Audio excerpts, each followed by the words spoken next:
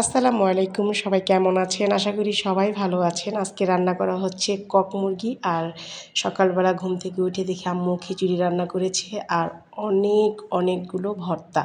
তো সব ধরনের ভর্তাই খুব সুস্বাদু লাগে। আর সকালবেলা এই নাস্তাটা আমার দাদির খুবই পছন্দের। তাই আমার আম্মু আমার দাদির জন্য রান্না করেছে ভর্তা আর খিচুড়ি।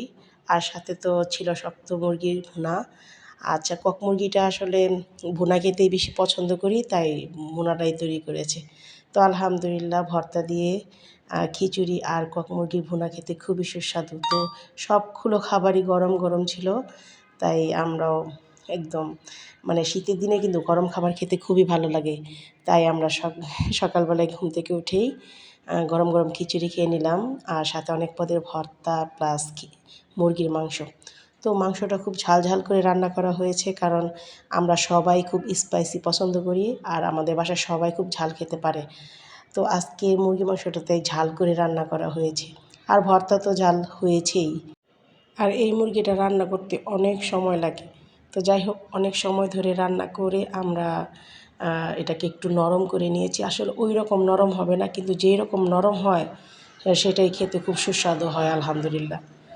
তো সবাই ভালো থাকবেন, আমাদের পাশে থাকবেন। আল্লাহ হাফেজ।